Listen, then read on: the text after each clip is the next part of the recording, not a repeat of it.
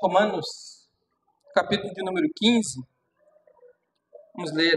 Hoje está incluído todo o capítulo, mas nós vamos ler os textos por partes à medida em que nós vamos desenvolvendo a pregação. Vamos ler a partir do verso 1. Diz assim: Mas nós, que somos fortes, devemos suportar as fraquezas dos fracos e não agradar a nós mesmos. Portanto, cada um de nós agrade ao seu próximo no que é bom para edificação. Porque também Cristo não agradou a si mesmo, mas como está escrito: sobre mim caíram as injúrias dos que te injuriavam. Porque tudo que dantes foi escrito, para nosso ensino foi escrito, para que pela paciência e consolação das Escrituras tenhamos esperança. Ora, o Deus de paciência e consolação vos conceda o mesmo sentimento uns para com os outros, segundo Cristo Jesus. Para que concordes a uma boca, glorifiqueis ao Deus e Pai de nosso Senhor Jesus Cristo. Portanto, recebei-vos uns aos outros, como também Cristo nos recebeu para a glória de Deus. Digo, pois, que Jesus Cristo foi ministro da circuncisão por causa da verdade de Deus, para que confirmasse as promessas feitas aos pais, e para que os gentios glorifiquem a Deus pela sua misericórdia, como está escrito: portanto, eu te louvarei entre os gentios e cantarei o teu nome. E outra vez diz: alegrai-vos, gentios, com o seu povo. E outra vez: louvai ao Senhor todos os gentios e celebrai todos os povos. E outra vez diz Isaías: uma raiz em Jessé haverá, e naquele que se levantar para reger os gentios esperarão. Ora, o Deus de esperança vos enche de todo gozo e paz em crença, para que abundeis em esperança, pela virtude do Espírito Santo. Até aqui, por enquanto. Os irmãos podem sentar.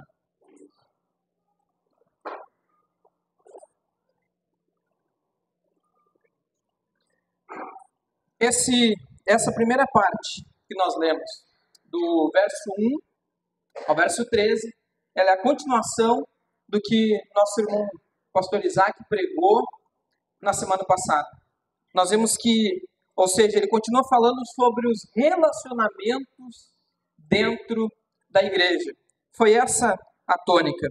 E nós vemos que no capítulo 14 nos foi ensinado, primeiro, para que o irmão mais forte não despreze nem julgue o mais fraco.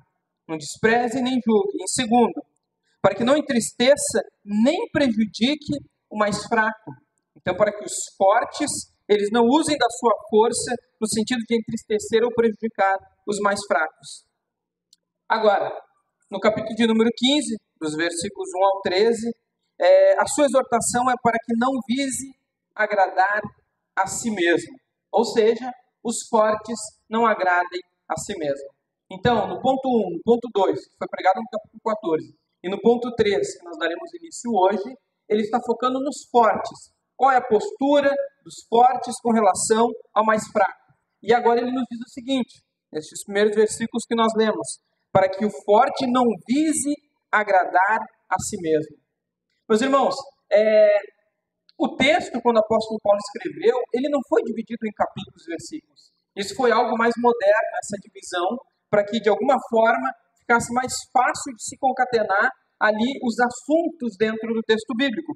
Mas esse é um daqueles que parece que não encaixou muito bem, que ele fala de duas coisas no capítulo 14, sendo que o terceiro ponto fica para o capítulo 15. Mas é interessante que o apóstolo Paulo, no primeiro versículo, diz assim, mas nós que somos fortes, devemos suportar as fraquezas dos fracos e não agradar a nós mesmos. Então Paulo diz o seguinte, ele está se posicionando, ele está se colocando entre aqueles que são fortes.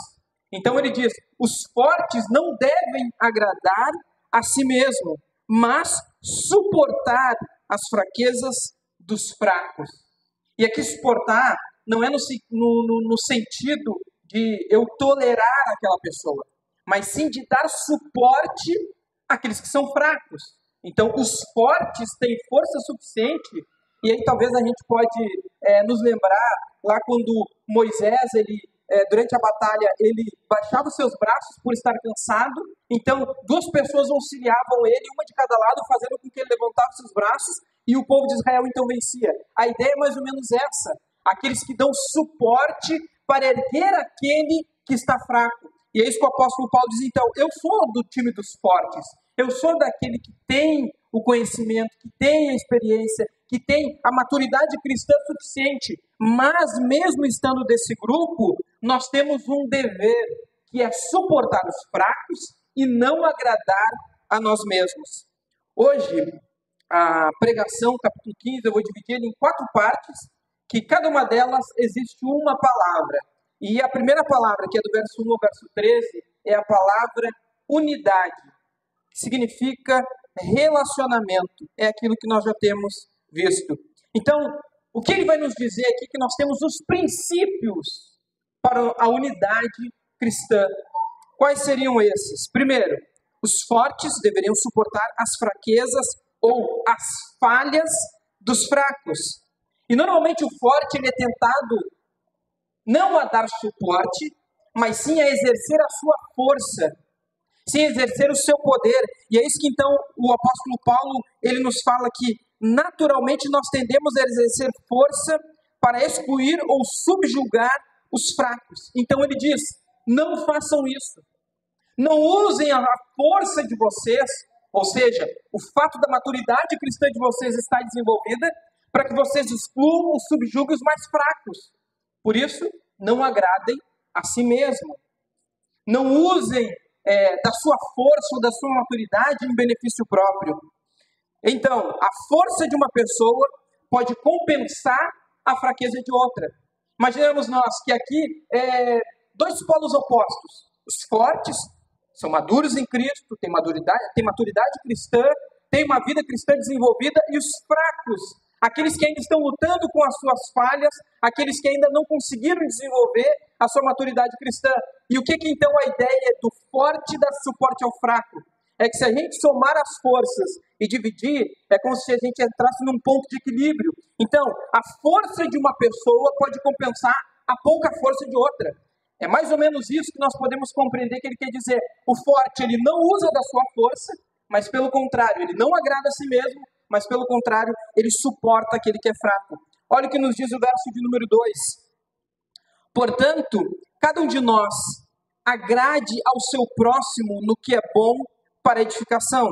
Ou seja, nós que somos fortes, devemos não agradar a nós mesmos, mas, ainda assim, agradar ao próximo naquilo que é bom para a edificação. Normalmente o egocêntrico, ele busca os seus próprios interesses. Aquele que ele tem a sua força, mas ele não tem a humildade, ele não tem a mansidão.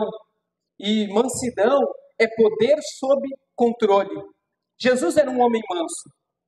Ele tinha o total poder nas suas mãos, mas ele era um poder em que ele controlava, em que ele não usava contra qualquer pessoa ou de qualquer maneira discriminada.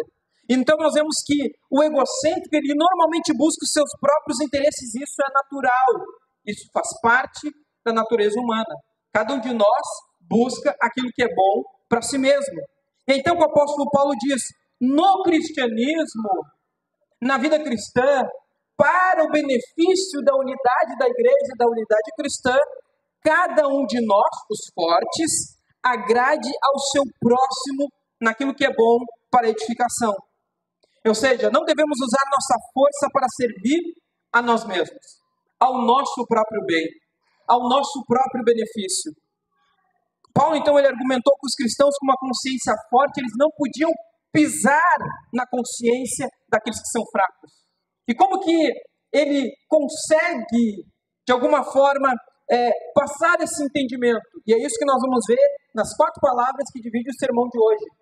Todas elas têm algo em comum, que é a pessoa de Cristo. Então, a primeira é a unidade.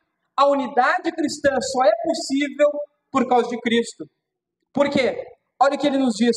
Porque, verso número 3, porque também Cristo não agradou a si mesmo, mas como está escrito, sobre mim caíram as injúrias dos que me injuriavam. Meus irmãos, unidade cristã sem Cristo não é possível. Cristo é o motivo pelo qual nós podemos estar unidos. Ele é a liga que nos torna unidos. Sem Cristo não é possível ter unidade. É então que ele nos fala que cada um de nós deve agradar o seu próximo para o bem dele com um propósito. Não é simplesmente, aqui tem um irmãozinho fraco, então eu vou passar a mão por cima dos pecados dele, das falhas dele. Eu não vou mostrar para ele que ao longo dos últimos anos ele não tem crescido, ele não tem se desenvolvido, ele não tem mostrado frutos, porque a Escritura Sagrada nos fala sobre crescimento, amadurecimento, frutos, ou seja, ela não nos fala sobre uma raiz seca, sobre uma árvore que não cresce, que não amadurece, que não dá frutos, mas pelo contrário, a Bíblia não nos incentiva que o fraco continue fraco. Ela nos incentiva para que os fortes auxiliem, para que os fracos também sejam fortes, também cresçam. Então, o que ele nos mostra é que o propósito dos fortes segurarem da sua força não é simplesmente para adular os fracos, mas é o quê? Para ajudá-los naquilo que é para a sua edificação, naquilo que é para o seu crescimento. Então, agradar ao próximo, que é o que a Escritura aqui está nos ordenando, não deve ser confundido com agradar as pessoas, que é o que a Escritura condena. Então, quando o propósito do apóstolo Paulo ele ensina aqui, não é agradar as pessoas, não é agradar simplesmente pelo agrado, para que não haja atrito, para que não haja divergência, para que não haja de alguma forma ali um confrontamento, mostrando quais são as falhas, quais são os pecados, mostrando quais são os comportamentos que não estão permitindo que essa pessoa cresça em Cristo. Não é esse o objetivo, não é agradar as pessoas. Porque agradar as pessoas normalmente é o oposto de agradar a Deus. Significa adulá-las com o intuito de ganhar a aprovação delas por meio de algum acordo, que muitas vezes passa por aprovar pecados que Deus condena. Então, eu não preciso aprovar o pecado de alguém para agradar essa pessoa. Estou conduzindo ela para um caminho de perdição. Mas, sim, o que o apóstolo aqui ele está nos ensinando é que nós devemos auxiliá-la para a edificação, que é diferente de agradar simplesmente por agradar. Que é diferente de simplesmente não colocar diante dela quais são os motivos pelos quais ela não cresce em Cristo. Não é isso que ele está nos dizendo. Isso sempre é incompatível com a integridade, com a sinceridade. Quando nós deixamos o evangelho de lado, para que as pessoas se sintam mais confortáveis, melhores diante da nossa presença, para que elas se sintam bem quando vêm ao culto, quando estão conosco, quando conversam, quando nós discutimos sobre as questões da vida cristã. Não é isso. Por quê? Talvez seja para evitar esse possível mal-entendido que Paulo qualifica o apelo que nos faz para que agrademos ao nosso próximo com estas palavras, para o fim da edificação. Então, a unidade cristã, ela não permanecerá se nós ficarmos nos adulando uns aos outros, agradando uns aos outros, não do ponto de vista do evangelho, mas sim do ponto de vista de querer uma amizade, ou de não perder a amizade, mas sim para a edificação. E a edificação é uma alternativa construtiva para a demolição. Veja bem, se os fortes eles usam da sua força contra aqueles que são fracos, eles vão demolir os fracos, eles vão quebrar os fracos, eles vão excluir os fracos.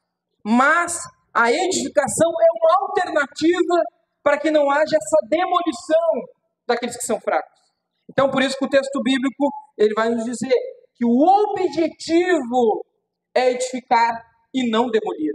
Mas para nós pegarmos uma casa que ela está ali de alguma maneira deteriorada, nós temos essa opção: ou você demole e faz uma nova, ou você edifica no sentido de restaurá-la. E é esse o objetivo, então, que o apóstolo Paulo ele nos dá. Mas por que devemos agradar ao próximo e não a nós mesmos? Qual é a motivação que faz com que eu não busque o meu próprio interesse, se é da natureza humana buscar os seus próprios interesses? Ninguém causa mal a si mesmo, pelo menos não do ponto de vista normal, né? Ninguém deixa de comer para que seu corpo ele fique pior. Ninguém deixa de fazer alguma coisa para que seu corpo ele seja maltratado. Não, todos nós queremos o melhor. Ainda que às vezes meio tomando algumas decisões erradas, mas nós queremos o melhor para nós mesmos. Então, que surge essa pergunta: por que devemos agradar ao próximo e não a nós? Por que eu vou deixar de exercer o meu direito, a minha liberdade, para agradar o outro? Qual é o motivo? Qual é a razão? Então, o que o apóstolo Paulo nos diz: porque Cristo não agradou a si próprio. Embora tivesse o direito, dentre todas as pessoas, de agradar a si mesmo. Jesus é o Filho de Deus. Tem todo o poder nas suas mãos. Ele poderia simplesmente pegar os seus inimigos com uma única palavra e destruí-los. Ele poderia pegar aqueles que o ofendiam e matá-los. Ele poderia pegar aqueles que o injuriavam e condená-los ao inferno. Mas Cristo não agradou a si próprio, que é, então, a motivação pelo qual Paulo nos diz. Porque também Cristo não agradou a si mesmo, mas está escrito: sobre mim caíram as injúrias dos que te injuriavam. Jesus não tomou sobre si o poder de exercer a vingança. Ele não tomou sobre si a vontade de matar aqueles que o perseguiam. Pelo contrário, sobre ele caíram os pecados, as injúrias daqueles que o injuriavam. Ele não tomou seu próprio benefício. Lembra lá da expressão do ladrão da cruz? Se tu é filho de Deus, desce e salva-te a ti mesmo. Mas Jesus não veio para fazer a sua própria vontade, mas ele veio para fazer a vontade de Deus.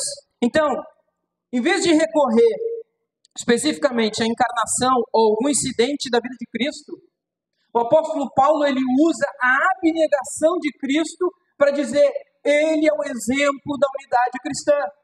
Sem Cristo não existe unidade no meio da igreja.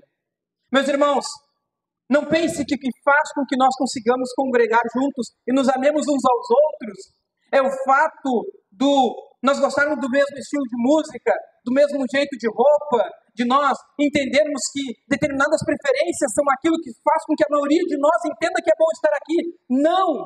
Se não houver Cristo, nós não desejaríamos estar aqui diante da presença de Deus e diante da presença uns dos outros. A unidade cristã não é possível sem a pessoa de Cristo. Isso nós vemos que o próprio apóstolo Paulo, ele usa o Salmo de número 69 e o versículo de número 9 para nos mostrar a quem ele está se referindo. Olha o verso número 4. Porque tudo que antes foi escrito, para nosso ensino foi escrito, para que pela paciência e pela consolação das Escrituras tenhamos esperança. Não somente o Antigo Testamento nos mostra que haveria de vir um Messias, que esse Messias, ele de alguma forma traria esperança, mas o Antigo Testamento também nos mostra que olhando para Jesus, não havia como ser diferente. Não havia como Cristo ter feito diferente. Não havia como a obra de Cristo ter sido diferente nessa terra, porque o salmista, no Salmo 69, ele já nos mostra alguém que está sendo vilipendiado, ainda que seja inocente. Alguém que está levando sobre si as culpas que ele mesmo não cometeu. Aquele que está colocando sobre si um agravo que não é dele. Mas por quê? Porque ele está olhando para a salvação que nos dá esperança. Por isso, então, que ele nos fala: mantenhamos a nossa esperança olhando além do tempo para vermos a eternidade além dos sofrimentos presentes. Jesus não estava olhando para o seu sofrimento naquele momento. Jesus não estava olhando para os seus benefícios naquele momento. Mas Jesus estava olhando do ponto de vista da eternidade. E é o que o apóstolo aqui ele está nos dizendo: olhe para Jesus. Não olhe para si mesmo. Não olhe para si, não olhe para o fraco, mas olhe para Cristo. Quando você olha para si mesmo, você quer exercer o seu direito. Quando você olha para o fraco, você não consegue ter esperança de uma vida cristã futura, com força, com vitalidade. Você não consegue ver uma igreja vibrante, mas você olha para o fraco e diz: essa igreja não vai ter futuro. Não com esse tipo de gente como nós. Mas agora ele diz assim: olhe para Cristo.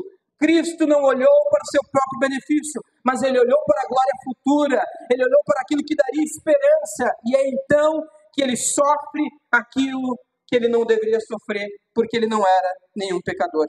Então, o próprio Deus nos encoraja, por meio da Escritura e por meio de Cristo, nos falando que aquilo que nós devemos observar não é nem nós, nem o fraco, mas sim a pessoa de Cristo. Esse primeiro trecho, do verso 1 ao verso 4, nos fala então sobre essa comunhão. Agora, do verso 5 ao verso de número 13, nos fala como que nós vivemos uns com os outros. Ou seja, como que nós nos aceitamos uns aos outros. Olha o que nos diz o verso de número 5. Ora, o Deus de paciência e consolação vos conceda o mesmo sentimento uns para com os outros, segundo Cristo Jesus. Então, qual é a oração que Paulo pede para a igreja de Roma? É o verso de número 5. Ora, o Deus de paciência e consolação vos conceda o mesmo sentimento uns para com os outros, segundo Cristo. Nós vemos que esse desejo que Paulo tem de que Cristo nos conceda o mesmo sentimento, sentirmos a mesma coisa. E não é sentir do ponto de vista, digamos assim, do sentimentalismo barato. Eu sinto alguma coisa, eu sinto que, aquele velho clichê, né, eu sinto que alguém olhou torto para mim, eu sinto que lá eu não sou tão bem-vindo por A, por B ou por C. Não é isso. Mas o apóstolo Paulo ele diz o seguinte: o Deus de paciência, o Deus que consola, é esse Deus que vai dar a vocês bons sentimentos uns para com os outros, segundo Cristo. Que é Filipenses capítulo 2, versículo 5. Que tenhamos o mesmo sentimento que houve em Cristo Jesus, que não tomou para si mesmo os seus direitos, mas ele abnegou de tudo que ele tinha de direito para encarnar, para viver, para morrer e para ressuscitar, ser glorificado por Deus, para que nós possamos ser salvos.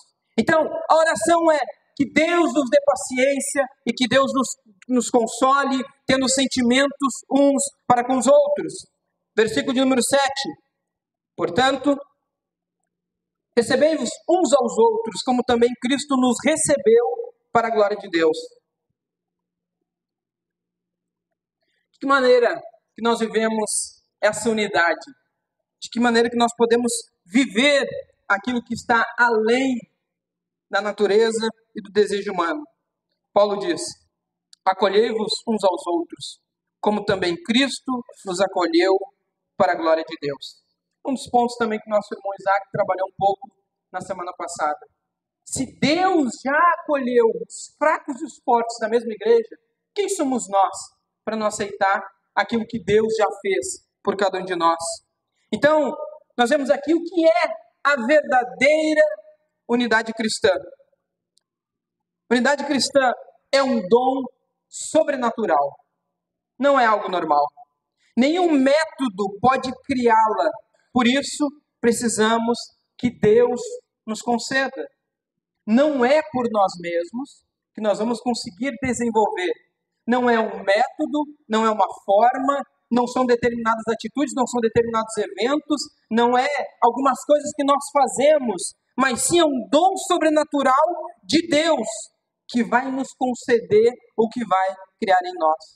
Ainda, a unidade cristã, ela surge do discipulado. Então, a unidade, ela não é um subproduto da busca por algo diferente. O discipulado é ele quem vai fazer com que nós busquemos a Cristo, e o fato individual de cada um de nós servir a Cristo, estar servindo a Cristo, estar seguindo a Cristo, sendo discipulado por Cristo, que vai fazer com que nós tenhamos essa unidade proposta pelo Evangelho. Se eu não sigo a Cristo, a unidade que eu vou propor não é a unidade cristã, mas sim a unidade dos meus próprios interesses. Então ela surge do discipulado. Cada cristão que ama Jesus Cristo não vai se importar em negar a si mesmo. A unidade não surge por meio de uma busca direta. Meus irmãos, vamos fazer um evento aqui, vamos promover a unidade cristã. Não. Se eu não sou um discípulo de Cristo, não importa o que a igreja faça, nada vai fazer com que nos amemos uns aos outros. Somente aqueles que foram chamados por Deus, aqueles que amam a Cristo, é que terão prazer em deixar o seu direito para servir uns aos outros. Isso aqui é um ponto-chave. A unidade, se nós buscarmos a unidade sem a busca por Cristo, é uma espécie de clube religioso. Se Cristo não for o centro da nossa unidade como igreja, nós tornamos um clube religioso. Nós não somos mais aqueles que estão seguindo a Cristo, mas aqueles que estão seguindo seus próprios interesses. Por isso que o ponto-chave é a unidade sem a busca por Cristo é apenas um clube religioso. A unidade ocorre à medida que cultuamos juntos. Olha o que nos diz o verso de número 6. Para que concordes a uma boca, glorifiqueis ao Deus e Pai de nosso Senhor Jesus Cristo. Pensamos aqui, quando ele usa a expressão, para que concordemos a uma boca, pensamos aqui do ponto de vista do nosso culto público, do nosso culto coletivo. Imaginemos nós, que fora do culto, nós estamos buscando cada um o seu próprio interesse. Nós estamos nos degladiando uns contra os outros, cada um buscando aquilo que é melhor para si mesmo. Mas aí chega no culto público e todos nós cantamos a mesma canção. Louvamos a uma só voz. Mas é uma canção vazia se nós não buscamos a Cristo como motivo da nossa unidade. Então, quando o apóstolo nos diz para que concordemos a uma boca e glorifiquemos ao Deus e Pai de nosso Senhor Jesus Cristo, ele está colocando a Cristo como centro da nossa unidade. Ainda, a unidade cristã baseia-se na justificação por meio de Cristo. É quando nos damos conta de que Deus nos aceita, ou seja, eu, Israel, só sou aceito apesar das minhas falhas. E é então que quando eu olho para a justificação, versículo de número 7, portanto recebei-vos uns aos outros como também Cristo nos recebeu para a glória de Deus. E eu compreendo que eu fui aceito por Deus apesar dos meus pecados. Eu sou aceito por Deus apesar das minhas falhas. Quando eu compreendo que eu não sou aceito por Deus porque eu sou perfeito, mas sim por causa da justificação de Cristo, é que então eu aceito os outros da mesma maneira. Em que eu não espero a perfeição de ninguém. Em que eu não espero que não veja falha em ninguém, mas pelo contrário, Deus também me aceitou apesar das minhas falhas, e é por isso então que nós servimos uns aos outros. Não porque o próximo é perfeito, mas sim porque Cristo o justificou assim como me justificou. Versículo de número 8 ao versículo de número 12. Digo, pois, Jesus Cristo foi ministro da circuncisão por causa da verdade de Deus, para que confirmasse as promessas feitas aos pais, e para que os gentios glorifiquem a Deus pela sua misericórdia. Paulo está nos dizendo, na igreja, não importa ser gentil, não importa ser judeu, não importa se é forte, não importa se é fraco, mas ele está nos dizendo que, por meio do Evangelho, Deus, na igreja, congregou os divergentes para que todos louvassem a Deus, ou seja, para a glória de Deus. Deus, ele coloca os diferentes, então nós temos uma diversidade dentro dessa unidade. É a diversidade da igreja na unidade do Evangelho. E aí nós veremos também um pouco mais adiante sobre essa questão. O que quer dizer essa diversidade na unidade? Até onde nós podemos ir ou até onde nós podemos ceder por causa das falhas do nosso próximo. Mas o fato é, os que estão aqui, os que fazem parte da igreja, é porque Deus, através da sua infinita misericórdia, e é o que o apóstolo Paulo nos diz ali, verso número 9, pela sua misericórdia, como está escrito, portanto eu te louvarei entre os gentios e cantarei ao teu nome. E outra vez digo, alegrai-vos os gentios com o seu povo. E outra vez, louvai ao Senhor todos os gentios e celebrai todos os povos. É uma citação do Salmo 69. Ele está nos dizendo, a Escritura já dizia que judeus e gentios estarão no mesmo lugar louvando a Deus, porque a diversidade serve para a glória de Deus. Então, resumindo essa primeira parte, primeiro, Cristo morreu por nossos pecados. Ele é o nosso Salvador. Já que Deus aceitou este irmão mais fraco, conforme o Isaac pregou no capítulo 14, versículo 1, 2 e 3, já que Deus já aceitou o fraco, e já que Cristo também nos aceitou, apesar das nossas falhas, cabe a nós completar este triângulo e aceitar uns aos outros. Veja bem, o fraco, Deus o aceitou em Cristo. Eu, apesar dos meus pecados, Deus me aceitou em Cristo. Então agora, nós, fraco, forte, em Cristo, fazemos parte da igreja de Deus. É então que eu cito John Stott quando ele escreve a mensagem aos Romanos, o seu comentário sobre essa carta. E ele diz assim: quando se trata de questões fundamentais, portanto, a fé é primordial. E ninguém pode apelar para o amor como uma desculpa para negar a essência da fé. A fé é fundamental. E eu não posso usar o amor como justificativa para aquilo que é essencial à fé, para aquilo que é fundamental à fé. Eu não posso dizer, bom, meu irmão, apesar dos teus pecados, como eu te amo, mesmo que tu contraria o Evangelho, nós vamos estar em unidade. Porque afinal de contas o amor, não. Ele diz o seguinte, a fé é fundamental, é a essência do Evangelho. Então nós não podemos usar o amor para abolir a fé. E ele continua, quanto às questões fundamentais, contudo, o amor é que é primordial.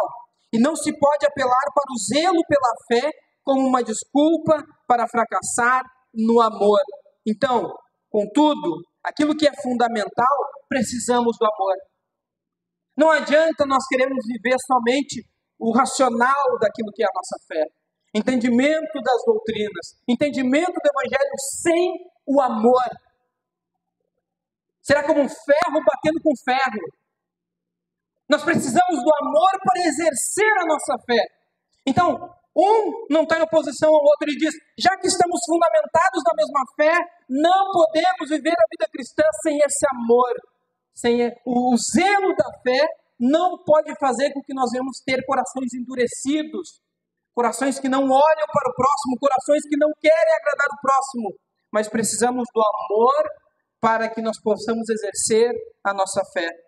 E ele finaliza. A fé instrui a nossa própria consciência, o que é o Evangelho. E o amor limita o exercício da nossa liberdade. É porque nos amamos uns aos outros que nós não buscamos o nosso próprio interesse, mas sim o bem do próximo para a edificação. É isso que então nos diz Filipenses capítulo 2, versículo 5. Tendo em vós o mesmo sentimento que houve também em Cristo Jesus. E assim então nós fechamos o tema relacionamento, que é o capítulo 14 e a primeira parte do capítulo 15. Então, a primeira palavra para vocês gravarem hoje foi a palavra unidade. Agora continuando, versículo 14 ao verso de número 22, nós temos a segunda palavra, que é a palavra missão. Pensemos, não é possível unidade na igreja se Cristo não for o foco. Em segundo lugar, não é possível a nossa missão se Cristo não for o foco. Paulo gastou a sua vida e se entregou compartilhando o Evangelho. Paulo se entregou de corpo e alma. Ele entregou tudo aquilo que era possível, como apóstolo, entregar para que o Evangelho chegasse às pessoas. E aí nós nos perguntamos, por quê? Como que ele conseguiu isso? De que maneira o exemplo de Paulo ele pode nos ensinar sobre a nossa missão hoje?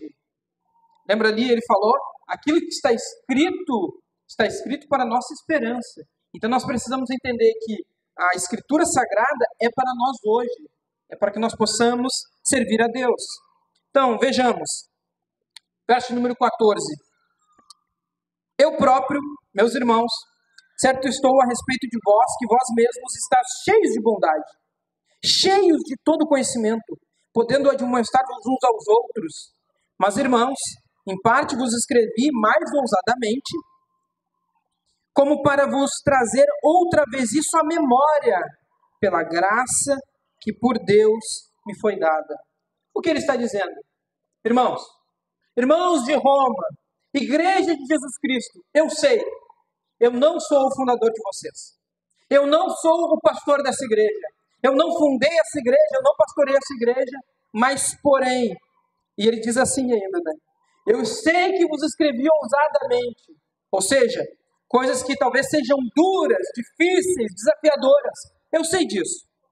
Mas, para vos trazer a memória pela graça que por Deus me foi dada. Ele está dizendo, eu não estou dizendo que vocês não têm conhecimento, que vocês não têm entendimento, que vocês não têm bondade. Não é isso.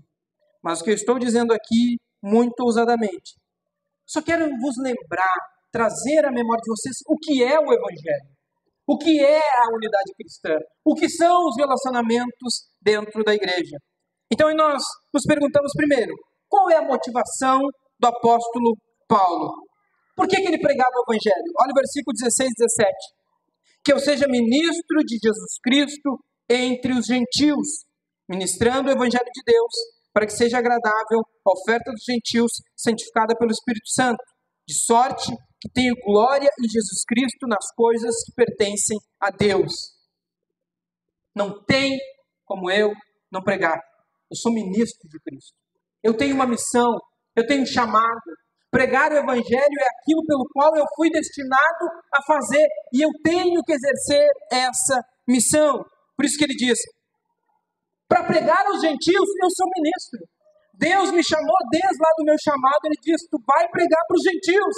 Então a minha motivação é o próprio Jesus Cristo e o seu chamado. E versículo de número 16, ele diz assim, final do verso 16, para que seja agradável a oferta dos gentios, santificada pelo Espírito Santo.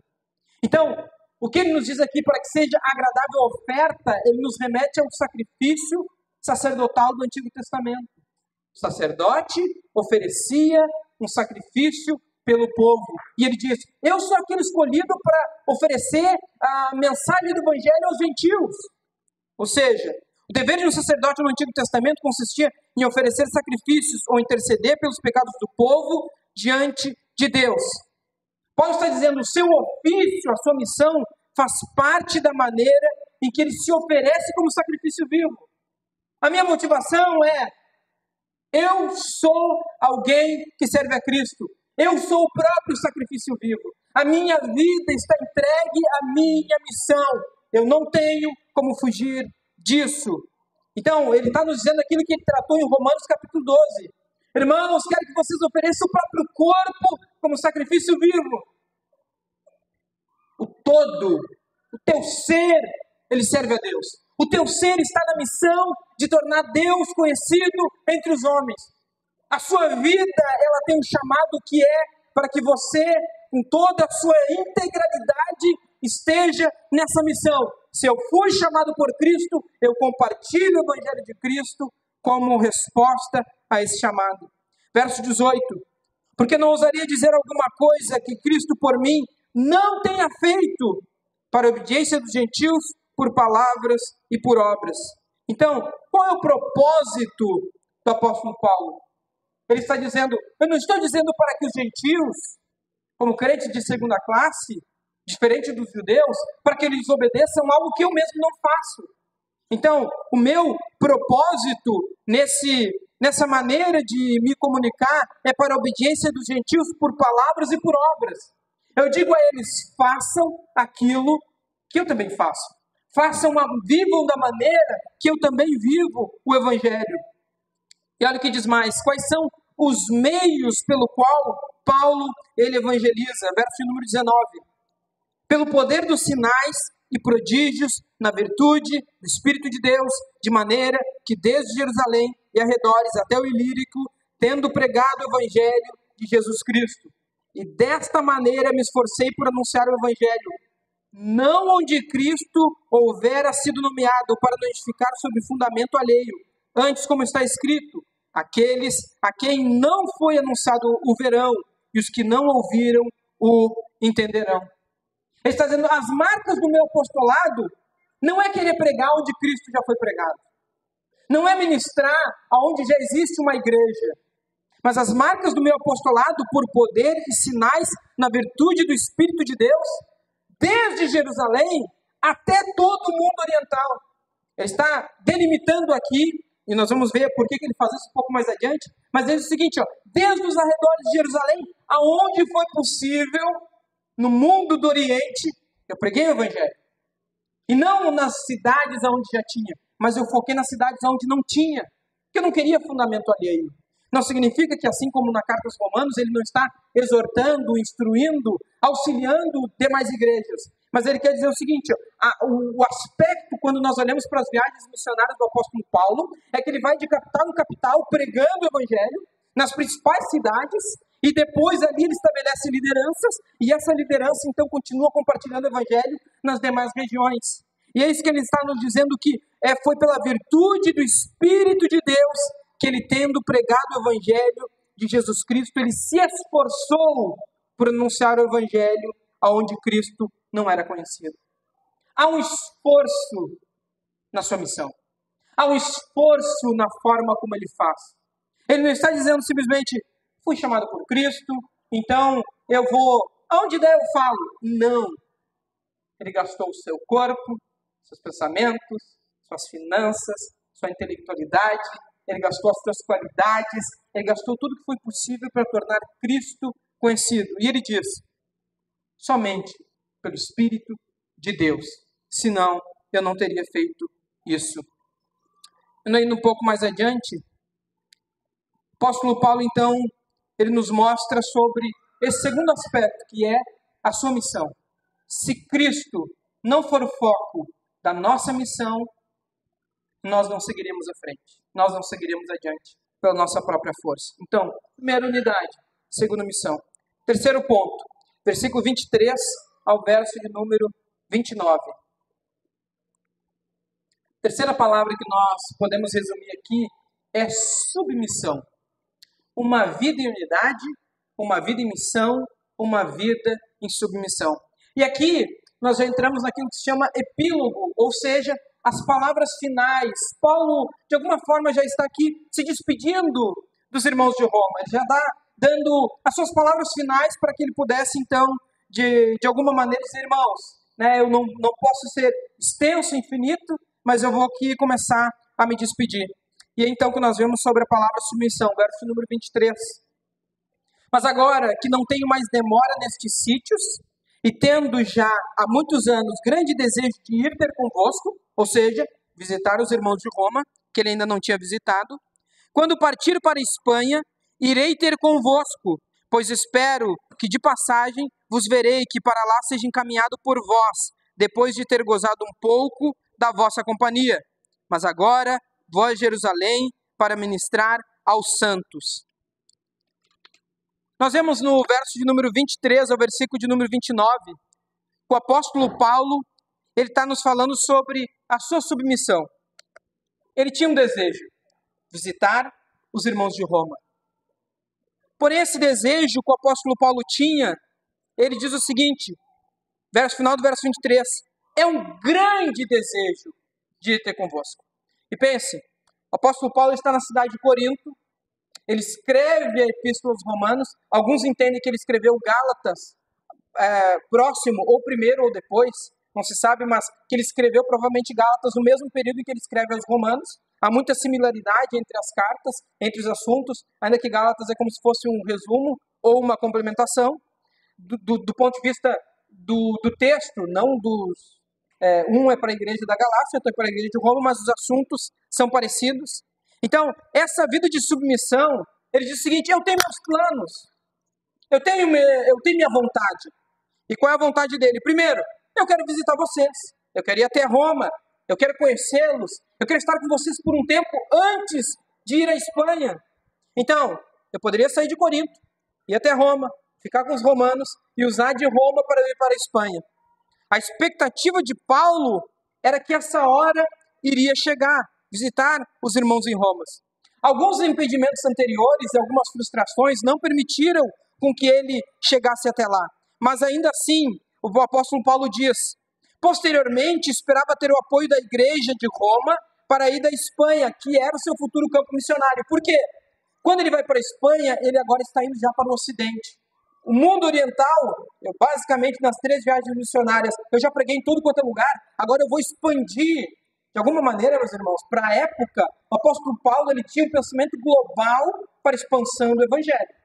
Ele está pensando, aonde for possível, eu vou levar a mensagem de Cristo. Segundo, nós vemos do versículo 26 ao verso 27.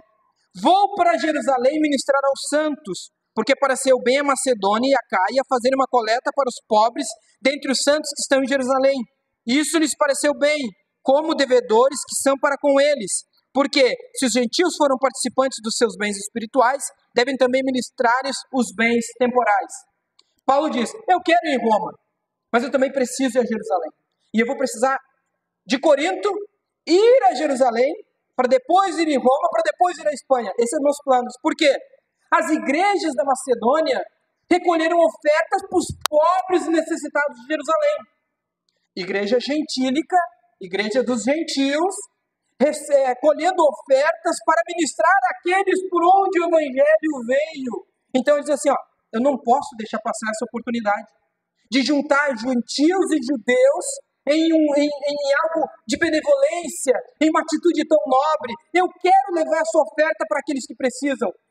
Mais ou menos é como dizer o seguinte, eu quero que essa é uma grande oportunidade de trazer uma reconciliação entre gentios e judeus, para que eles estreitem os seus laços, já que os irmãos da Macedônia tiveram esse chamado divino para compartilhar os bens temporais com aqueles que compartilharam os seus bens espirituais, não posso perder essa oportunidade. Então, eu sei que é mais trabalhoso, eu sei que é mais difícil, do ponto de vista geográfico, do ponto de vista de recursos, mas ainda assim, eu não posso perder de mostrar que Deus tem sido benevolente com pessoas que nunca se viram, nunca se enxergaram, nunca conversaram, mas ainda assim os irmãos lá do outro lado disseram o seguinte, Jerusalém, de onde o evangelho veio, está passando necessidade. Vamos recolher a oferta e vamos mandar para eles, mostrando que nós somos uma única igreja. E então, versículo 28 ao 29. Assim que concluído isso, e havendo-lhes consignado este fruto, de lá passando por vós, irei à Espanha. E bem sei que, indo ter convosco, chegarei com a plenitude da bênção do Evangelho de Cristo. Então, eu vou para Jerusalém, saio de Corinto, vou para Jerusalém, fico um tempo lá, levo a oferta, vou para Roma, e de Roma, então, o meu desejo é ir até a Espanha. Ninguém sabe se Paulo concretizou o seu alvo, porque o registro dos Atos dos Apóstolos nos mostra que ele foi preso em Roma, e por isso não sabemos se ele chegou até a Espanha, mas havia um objetivo na sua missão. Então, primeiro, o que nós vemos aqui? Paulo ele tem um desejo, mas ele está submisso à vontade de Deus, e a vontade de Deus disse não. O apóstolo não vai. Não é isso que Deus queria para ele. Então, nós vamos ver agora no próximo último ponto, antes das aplicações, que no apóstolo Paulo um desejo, mas Deus diz, não, o Espírito de Deus guia ele de outra forma, e ele não consegue então executar o seu plano, porque ele é preso em Jerusalém.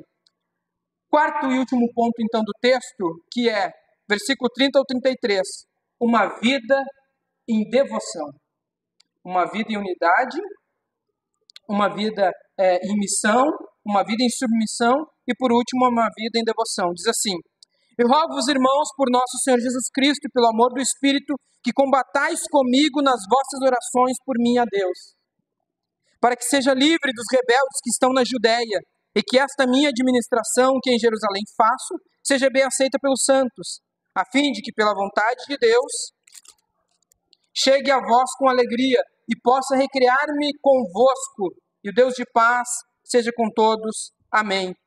Ele diz o seguinte, olha, irmãos, versículo de número 30, combatais comigo nas vossas orações. Então, o último é uma vida de devoção. O apóstolo Paulo, ele aqui nos mostra algo que está bem repleto na Escritura, de que a oração ela é um combate espiritual. A oração não serve para mudar a vontade de Deus. A oração não serve para que Deus faça a nossa vontade, mas a oração ela faz com que a nossa vontade se submeta à vontade de Deus. É isso que ele nos mostra. O que eu queria é sair daqui, ir para lá, chegar lá, mas não foi o que Deus quis. Então, ele diz assim, combatam comigo na oração. No bom jargão evangélico, cerrem as fileiras como um bom exército de oradores. Aqueles que estão orando, aqueles que estão buscando a Deus, intercedendo pelo propósito do Evangelho.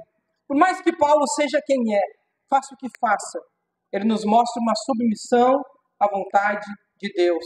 Ele nos mostra essa submissão através da devoção. Eu sei que no fim eu dependo de Deus para realizar aquilo que eu quero, mas eu também dependo da igreja.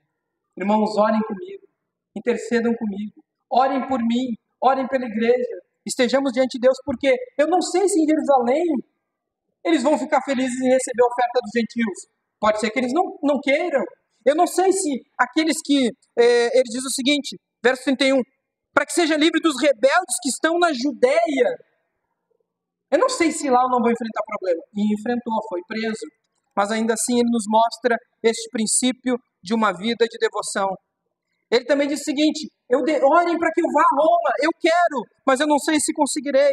Então, a oração, meus irmãos, ela não molda a vontade de Deus a nós, mas ela molda a nossa vontade à vontade de Deus.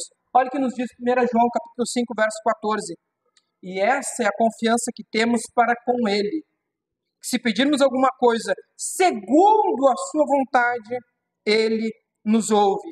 Significa que se nós oramos para Deus, pedindo a vontade de Deus, Ele sempre nos ouvirá, ainda que seja contrária à nossa vontade. Encerrando as nossas aplicações, algumas que já estão dentro do texto, dentro da pregação, mas não poderia deixar passar algumas outras, que diz o seguinte, primeiro, olhando para a unidade através de Cristo, para a missão através de Cristo, para a submissão a Cristo e para a devoção a Cristo, a primeira pergunta é, de que forma nós estamos vivendo?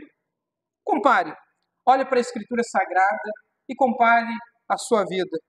O princípio de vida cristã mais amplo aqui é o seguinte, sempre que tivermos poder, e esse poder pode se manifestar, seja ele financeiro, seja ele social, seja ele de influência, de popularidade ou de confiança, devemos usar esse poder para edificar e fazer o bem para aqueles que não têm o mesmo poder. Então, de que forma nós temos usado aquilo que Deus tem colocado nas nossas mãos? De que forma isso tem se aplicado nas nossas finanças? Quanto das nossas finanças nós estamos separando para o reino de Deus?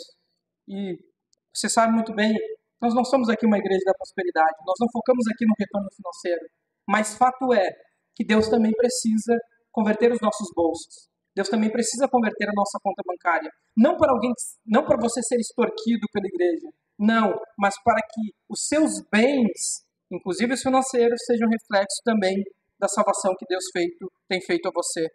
Também, de que forma isso tem se aplicado ao seu serviço na igreja? Também não adianta nada eu chegar, irmão, Israel está aqui, toma o dinheiro, agora vai lá e faz alguma coisa.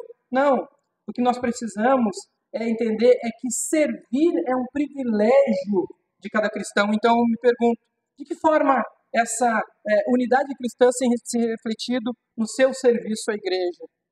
De que forma a unidade cristã tem refletido nos seus relacionamentos? São relacionamentos guiados a partir dos princípios da fé, do evangelho, ou relacionamentos baseados no egoísmo ou no benefício próprio? Não, eu só me relaciono com aquele que pode me trazer algo em troca. Eu só me relaciono com aquele que pode me trazer algo mais para mim. E não com aquele que é necessitado, com aquele que tem dificuldade, com aquele que precisa. Então, qual é o guia dos seus relacionamentos? É o benefício próprio ou a partir dos princípios da fé? Ainda mais, a nossa fé e a comunidade onde exercemos a fé é fator importante para a forma como nós vivemos, o fato de congregarmos na DJB é importante para a forma como nós vivemos, como nós aplicamos o Evangelho no nosso dia a dia. Eu sempre gosto de ressaltar, ao final do culto, na oração pastoral, quando o pastor Rodrigo ora, ele está nos enviando ao mundo para tornar prático aquilo que aqui nós ouvimos. Ele está nos enviando ao mundo para tornar concreto na vida das pessoas lá fora o Evangelho que nós ouvimos aqui dentro. Então, o fato de congregarmos nessa congregação, de alguma forma, tem impactado a sua vida diária? Tem impactado o seu dia a dia? De que maneira você obedece atualmente ao versículo de número 2 que diz: portanto, cada um de nós agrade ao próximo no que é bom para a sua edificação. Você pode, puxa aí na sua memória, você tem algum episódio, algum momento que você lembra que você tem auxiliado o seu próximo para a edificação espiritual dele, para o crescimento dele? Se não, tente refletir um pouco de que forma você está vivendo a vida cristã. Primeira aplicação é sobre a unidade. Segunda, de que maneira você está ou deveria estar contribuindo a partir do texto pregado hoje? De que maneira o texto de hoje, comparando com a sua vida, você entende que tem contribuído? Deixando mais claro, de que maneira você está apto ou você deveria estar apto, ajudando outros cristãos em termos práticos, ou você está orando por aqueles que estão trabalhando pelo Evangelho em lugares perigosos. Você tem orado sem cessar por aqueles que são, pelos irmãos, pelos pastores, pelos missionários, pelos educadores. Você tem usado a oração como forma de expressar a sua maturidade cristã, como forma de, como diz o apóstolo Paulo, combatei comigo em oração. Você está vivendo como as pessoas que Paulo menciona na igreja de Roma? Ou você deveria selecionar algumas das pregações dessa série e começar a desafiar a si mesmo. Como que eu tenho vivido a minha vida e como que o apóstolo Paulo ele nos coloca aqui o Evangelho em Romanos para dizer, irmãos, era isso que nós deveríamos estar vivendo. Terceiro e última aplicação. Que plano você tem feito com o objetivo de crescimento do reino de Deus? Quais são os seus planos? Dentro dos seus planos de vida, pense bem, não há nada de errado em fazer planos. Devemos fazer planos. O apóstolo Paulo, ele tinha os seus planos. A única coisa que Deus disse, chegou e disse assim, não, teu plano não vai ser cumprido. E a questão não é fazermos planos, é quando Deus diz não, nós entendermos, aceitarmos e nos adaptarmos ao plano de Deus. Então, que planos você tem feito para a sua vida? Os planos da sua vida incluem os planos do reino de Deus? Talvez Deus não permita a conclusão do seu plano, mas não há impedimento para que você deseje coisas boas a respeito dos irmãos, a respeito do próprio Deus e a respeito da expansão do reino de Deus. Olhe para os seus planos e pense, se o reino de Deus dependesse dos planos que eu tenho, ele estaria se expandindo? Ele estaria crescendo? A igreja estaria se fortalecendo? Os irmãos fracos estariam sendo suportados? O reino de Deus estaria avançando? Ou, infelizmente, alguns de nós podem olhar e pensar, infelizmente, eu estou seguindo ao meu próprio bem e não suportando o bem do próximo. Meus irmãos, vamos nos colocar em pé. Desculpa correr um pouco, mas